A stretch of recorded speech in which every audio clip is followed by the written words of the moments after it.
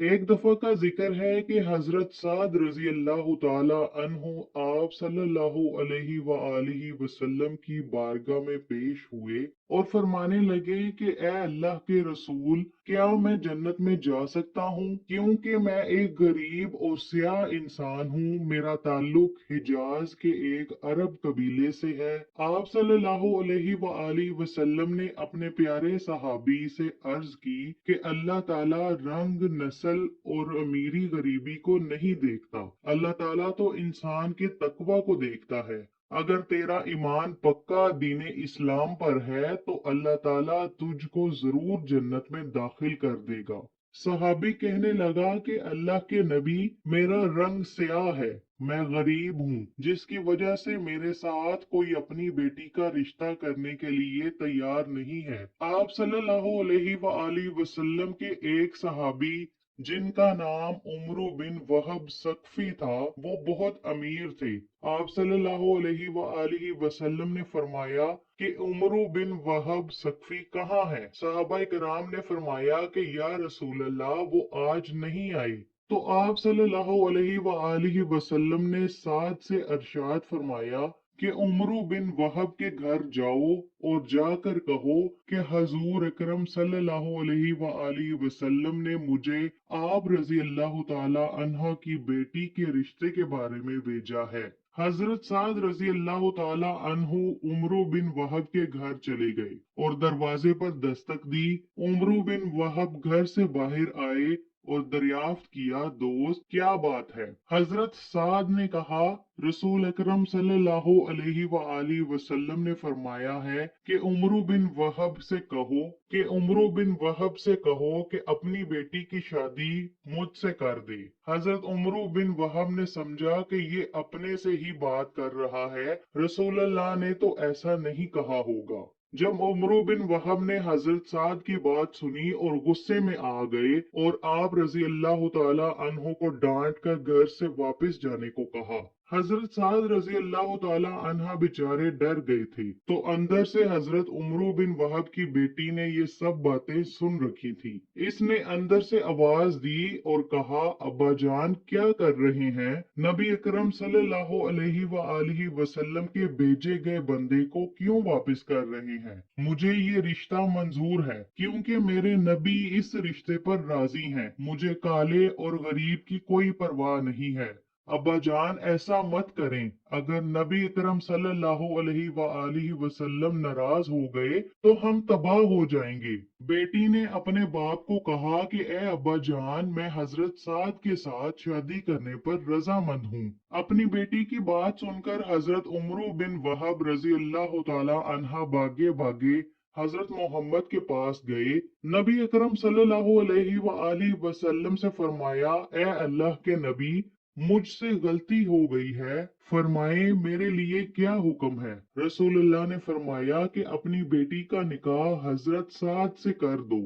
हजरत उमरू बिन वहब ने फरमाया, ए अल्लाह के रसूल, आप निकाह पढ़ाएं। आप सल्लल्लाहु अलैहि वसल्लम ने निकाह पढ़ाया। हक महर 400 दिरहम रखा और हजरत साद से फरमाने लगे कि जाओ जाकर अपनी बीवी को ले आओ। नबी अकरम की बात सुनकर हजरत साद परेशान हो गए।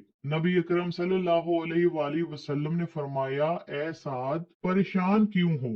हजरत साद ने कहा, ए अल्लाह के नबी, मेरे पास तो कोई शय नहीं है, मैं 400 दिरहम कहाँ से इकट्ठे करूंगा? आप सल्लल्लाहु अलैहि वसल्लम ने फरमाया, साद फिक्र मत करो, आप हजरत अली, अब्दुल रहमान और उस्मान रजी अल्लाह ताला अन्हा के पास जाओ और तीनों से दो दो दिरहम ले आओ। 400 दिरहम हक महर अदा कर देना और 200 दिरहम की कोई जरूरियाते जिंदगी की चीज ले आना। हजरत साद रजी अल्लाह ताला अन्हा रसूलुल्लाह के हुक्म के मुताबिक तीनों के पास चले गए और हजरत मोहम्मद का पैगाम दे दिया। उन्होंने दो दो दिरहम से कुछ ज्यादा हजरत साद रजी अल्लाह ताला अन्हु को अता कर दिए। آپ رضی اللہ تعالی عنہ یہ درہم وصول کر کے بہت خوش ہوئے۔ حضرت سعد نے سوچا کہ میں 400 درہم حق مہر ادا کر دوں گا اور باقی جو درہم ہے ان کا بازار سے جا کر ضروریات زندگی کا سامان لے آتا ہوں۔ حضرت سعد جو ہی بازار میں داخل ہوئے تو کوئی اعلان کر رہا تھا کہ اے اللہ کے نیک بندو، جہاد کے لیے تیار ہو جاؤ۔ جہاد کے الفاظ سنتے ہی حضرت سعد نے اپنا سب کچھ اللہ تعالیٰ اور اس کے رسول پر قربان کر دیا۔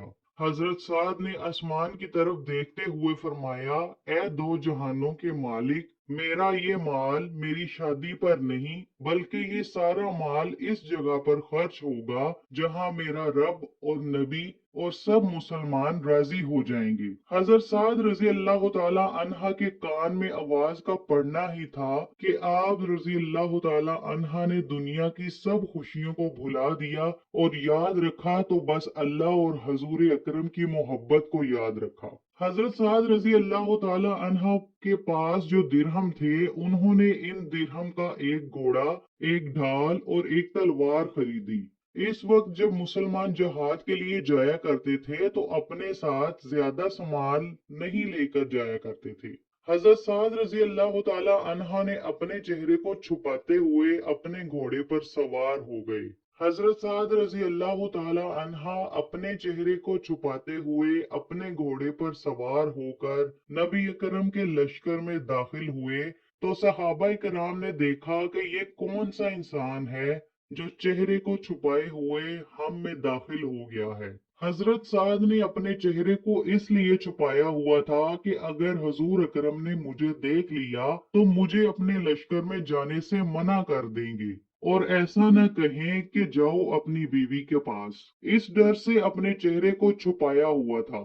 صحابہ کرام نے حضرت علی رضی اللہ تعالی عنہ سے پوچھا کہ یہ کون شخص ہے جو چہرہ چھپائے ہوئے لشکر میں داخل ہو گیا ہے؟ تو حضرت علی نے فرمایا کہ چھوڑو، اپنے کام کی طرف توجہ دو، کوئی پردیسی ہوگا جو جہاد میں شریک ہو کر ثواب حاصل کرنا چاہتا ہو۔ جب لشکر اسلام اور کفار کا لشکر جنگ کے لیے سامنے ہوا تو حضرت سعد بھی لشکر کے ساتھ لڑائی کے لیے تیار ہو گئے۔ جب ایک تیر حضرت سعد کے گھوڑے کو لگا تو تیر کے لگنے سے حضرت سعد کا گھوڑا زمین پر گر گیا۔ جب گھوڑا گرا تو حضرت سعد بھی گر گئے۔ حضرت سعد رضی اللہ تعالی عنہ جلدی سے کھڑے ہوئے اور بازو کو اوپر کر لیا۔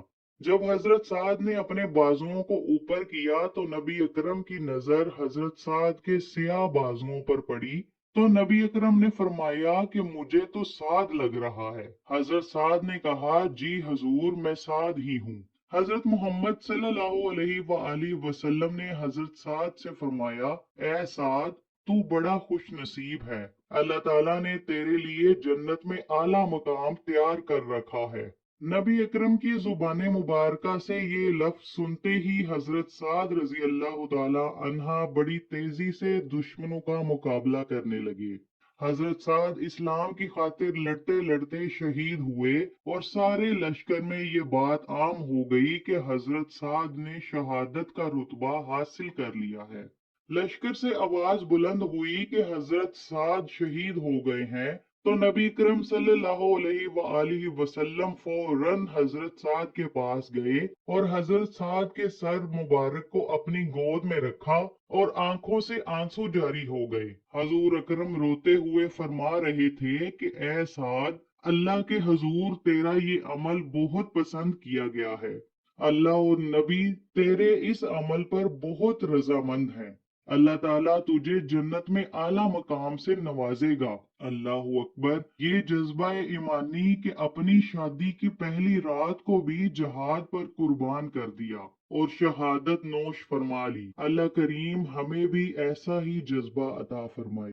اللہ کے عشق کا جنوں ہے ایمان، عشق ہے اصل عبادت، حیات موت ہے اس پر حرام۔